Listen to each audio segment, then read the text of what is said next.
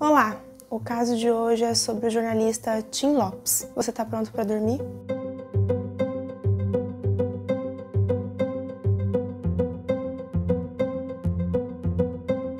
Esse caso fala sobre assassinato e tortura, e todos os dados informados aqui foram retirados de reportagens. Se você não consegue ouvir sobre esses temas, por favor, não continue. Hoje eu vou contar para vocês a história do jornalista Arcanjo Antônio Lopes, conhecido como Tim Lopes. Eu vou tentar organizar a ordem cronológica dos acontecimentos para que vocês entendam os detalhes da carreira do Tim até o assassinato dele. O Tim era gaúcho, mas ele se mudou para o Rio de Janeiro. Muita gente dizia que, mesmo assim, ele era o verdadeiro carioca. Estava sempre sorrindo e também sempre disposto a conhecer cada detalhe da cidade. O apelido de Tim Lopes veio das primeiras reportagens para a revista Domingo Ilustrada, do jornalista Samuel Weiner. Foi o próprio Weiner que deu o apelido a Tim, por ver muita semelhança entre ele e o cantor Tim Maia. Eu não vou falar de toda a carreira do Tim Lopes, mas sim de como ele começou a se envolver com as reportagens a respeito do tráfico de drogas no Rio de Janeiro. Em 95, Tim Lopes foi trabalhar no Fantástico e tornou-se produtor do programa em 1996. Em 2001, ele ganhou o Prêmio ESSO de Jornalismo Brasileiro por uma série de investigações que ficou intitulada como Feirão das Drogas. Tim Lopes usou uma câmera escondida e mostrou traficantes vendendo livremente cocaína para os pedestres nas ruas do Rio de Janeiro, além de mostrá-los também em suas motos, armados com armas AK-47. Esse registro foi feito dentro da Grota, uma área do Complexo do Alemão, localizada na zona norte do Rio de Janeiro. Quando a matéria foi ao ar no Jornal Nacional em 3 de setembro de 2001, recebeu uma atenção tremenda e fez com que a administração da política do Rio de Janeiro agisse contra os atos criminosos. As ações da polícia começaram com a denúncia de Tim Lopes. Os traficantes da Grota e de outras comunidades foram impedidos de venderem drogas nas ruas. Alguns deles foram presos. Um deles era Cláudio Orlando do Nascimento, conhecido como Ratinho. É óbvio que, a partir daí, a cúpula do tráfico não ficou satisfeita com a diminuição das vendas e as prisões de alguns dos membros.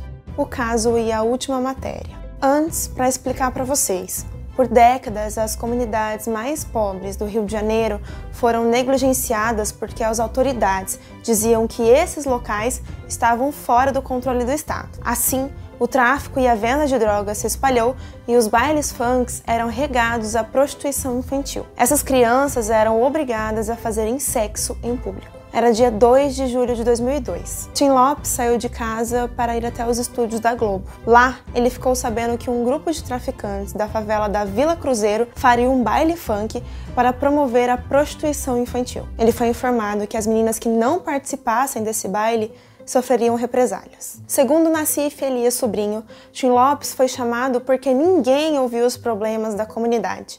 A polícia já tinha sido chamada diversas vezes, mas nada foi feito. Tim chegou na Vila Cruzeiro com uma câmera escondida em sua cintura, sem celular e sem carteira. Ele queria gravar as imagens dos traficantes com as armas e as drogas, como fez em 2001 na favela da Grota. Foi descoberto que Tim Lopes tinha filmado a Vila Cruzeiro em 3 outros momentos diferentes, antes daquele dia. Abordagem descoberta. Tim Lopes havia comprado uma cerveja e estava na calçada de um bar quando ele foi abordado por André da Cruz Barbosa, conhecido como André Capeta, e Maurício Lima Matias, o Boizinho. O alerta para os traficantes veio de um menino que disse que tinha visto uma luz vindo da cintura do jornalista. Quando foi confrontado, Tim revelou que era jornalista, mas que não estava com suas credenciais. Ele acabou sendo espancado ali mesmo. Os traficantes entraram em contato com Elias Pereira da Silva, o Elias Maluco, que deu ordens para levar Tim Lopes até a favela da Grota. Antes de ser jogado no porta-malas de um carro, o jornalista recebeu diversos tiros nos pés e nas pernas. Ele ficou no carro até chegar do outro lado da favela, onde Elias estaria esperando. Quando chegou na favela da Grota, Tim Lopes foi reconhecido por Cláudio Orlando do Nascimento, o Ratinho, um dos traficantes preso na ação de 2001 que aconteceu após a reportagem do jornalista. Tim foi levado para a Pedra do Sapo e amarrado em uma árvore. Tortura e assassinato. Ratinho, que tinha se convencido de que Tim Lopes era o mesmo jornalista de 2001, disse que a única maneira dele reparar o prejuízo nos lucros do tráfico era dando a própria vida. Tim Lopes teve os olhos queimados com cigarro. Depois Elias Maluco cortou suas mãos, braços e pernas com uma espada samurai, enquanto ele ainda estava vivo. Os restos do jornalista foram colocados no meio de vários pneus que estavam embebidos em diesel, e depois os traficantes atearam fogo. Esse processo era chamado de micro-ondas. Investigação. Quando Tim Lopes desapareceu, o detetive Daniel Gomes começou a ligar as peças de onde o jornalista poderia estar. Gomes recebeu informações de lojistas da Vila Cruzeiro de que Tim Lopes havia chegado no local à tarde e por volta das 8 horas da noite tinha sido abordado por traficantes. Além disso, ele também descobriu que antes de ir para a favela, Tim Lopes tinha combinado com um motorista para esperá-lo do lado de fora. No começo, ele havia dito um horário para se encontrarem, mas isso não aconteceu. O motorista esperou até dar meia-noite e depois ligou para a TV Globo para informar o que estava acontecendo. A Rede Globo esperou um prazo de 11 horas até informar a polícia. Gomes foi até a Vila Cruzeiro e descobriu, por meio de relatos de alguns moradores, que um homem havia sido espancado e sequestrado por traficantes naquela noite. Além disso, eles disseram que esse homem tinha sido levado para o topo do morro, onde ele teria sido incinerado no micro-ondas. Quando o detetive chegou ao topo do morro, ele encontrou vestígios de pneus queimados, sangue fresco e restos mortais. Só que por meio de testes de DNA, foi confirmado que os restos mortais não eram de Tim Lopes. Prisão dos suspeitos. Após alguns dias de investigação, 2 traficantes foram presos. Segundo relatos, eles faziam parte do grupo de Elias Maluco. Eles contaram toda a sequência do assassinato de Tim Lopes e afirmaram que Elias era o principal responsável. O detetive Gomes começou a procurar então na grota e na Pedra do Sapo pelos restos mortais de Tim Lopes. Mas foi apenas com uma denúncia anônima, feita no dia 11 de junho de 2002, que ele descobriu um túmulo secreto perto de um campo de futebol. Lá foi encontrado restos mortais, um relógio, um crucifixo e uma câmera, tudo pertencente a Tim Lopes. Além destas, outras ossadas também foram achadas, pertencentes a outras pessoas. Relatório da investigação.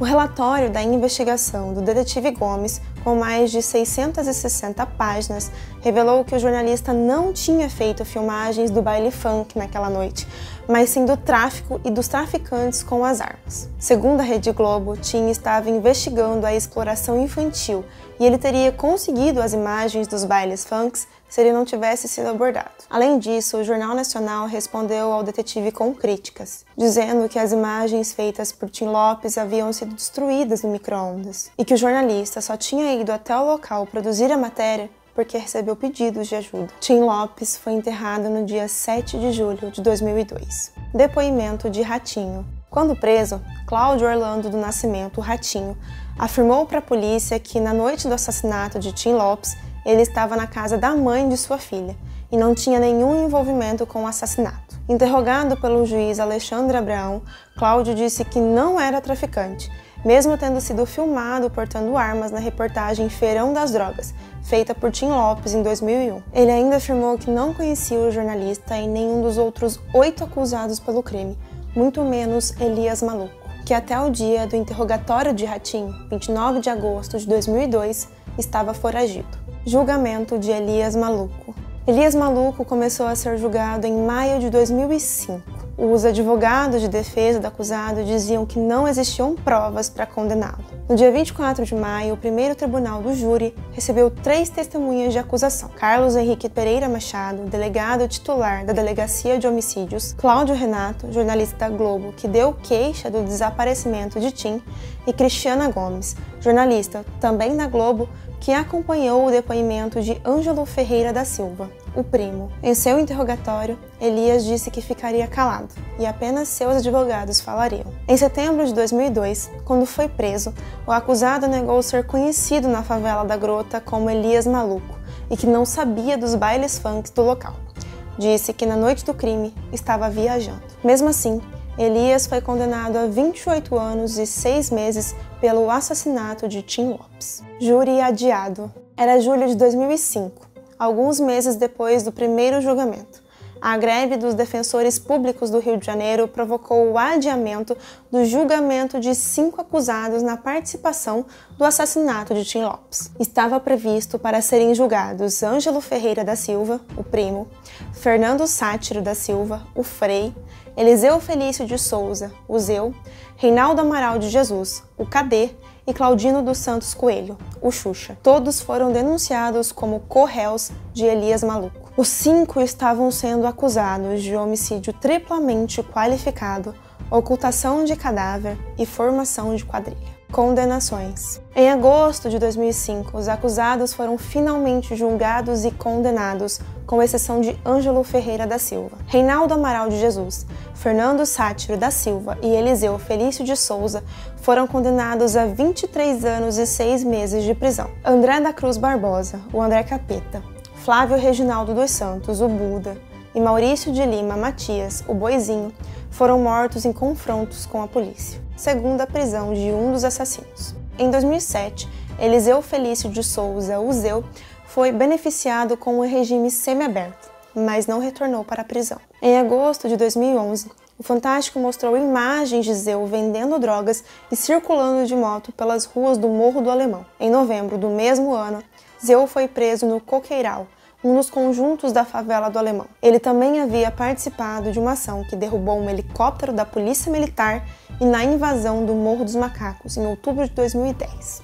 Outra versão da morte de Tim Lopes. Em abril de 2018, a Rede Record entrevistou Márcio dos Santos Nepomuceno, o Marcinho VP. Ele contou à emissora que dentro da cadeia tinha ouvido outra versão da história contada por colegas que supostamente estavam no dia do assassinato de Tim Lopes. Ele contou que Tim Lopes foi morto porque havia sido confundido com um informante da polícia e que se ele tivesse dito que era repórter, os traficantes não iriam matá-lo. Para Marcinho, a polícia induziu o poder judiciário ao erro nas investigações, dizendo que, na verdade, Tim Lopes foi morto a tiros e teve o corpo jogado no Rio Faria Timbó. STF concede liberdade a Elias Maluco.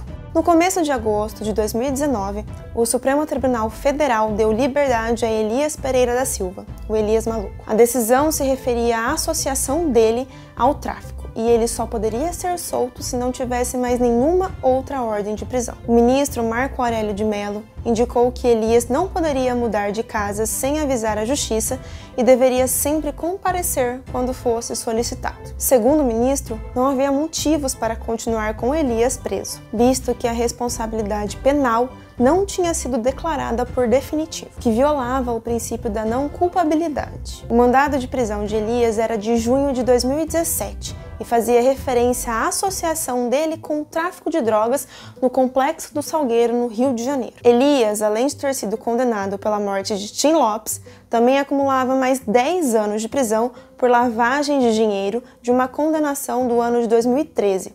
Ele integrava o Comando Vermelho, uma das maiores facções criminosas do Brasil. Reviravolta na liberdade de Elias. No dia 15 de outubro de 2019, a primeira turma do Supremo Tribunal Federal derrubou a decisão do ministro Marco Aurélio Mello, que concedia a liberdade de Elias. Para os ministros Alexandre de Moraes, Luiz Roberto Barroso, Rosa Weber e Luiz Fux, o habeas corpus concedido não poderia sequer ter sido julgado pelo Supremo por ter pulado instâncias da Justiça. Desarquivamento do inquérito. Muitas pessoas acharam que o caso de Tim Lopes havia sido arquivado e encerrado. Porém, em janeiro de 2020, um grupo de advogados quis reabrir o caso e desarquivar o inquérito após uma mudança na lei. Para os criminalistas, Elias Pereira da Silva não foi o mandante do crime e é inocente. Com a publicação no Diário Oficial da União em janeiro de 2019, os advogados estavam autorizados a investigar crimes por conta própria. A advogada Alexandra Oliveira Menezes,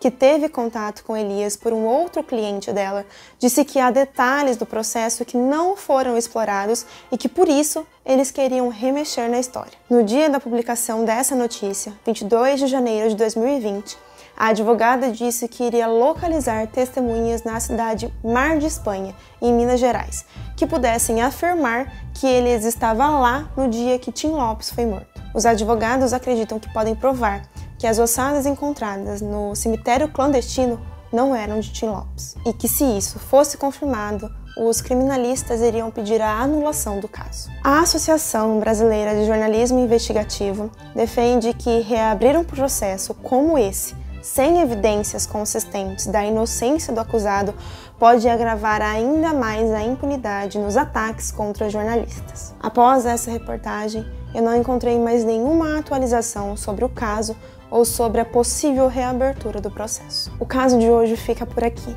e a reflexão sobre esse caso também. Boa noite e bons sonhos.